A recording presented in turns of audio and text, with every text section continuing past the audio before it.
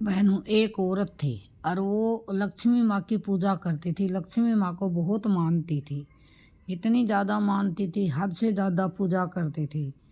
एक दिन बाबा भोला बाबा भोला फटी गुदड़ी लेके बाबा भोला और ऊंची सी पहाड़ी पे जाके बैठ जाता है।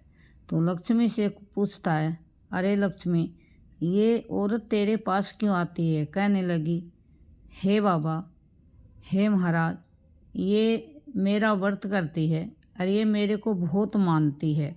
अब बाबा भोले को हंसी आ गई और बाबा भोले हंसने लगा। बोलो, लगता है तेरी भगतनी लालची है। कहने लगी, कैसे?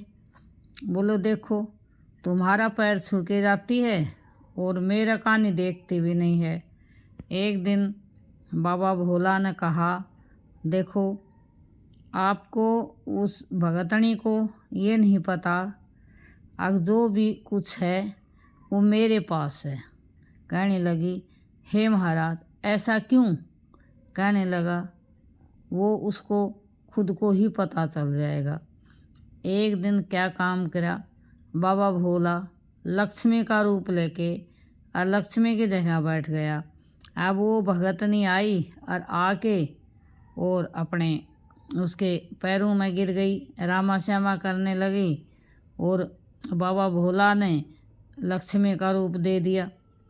अब बाबा भोला हंसने लगा, खूब हंसा। कहने लगा, पुत्री बोल, क्या मांगना है?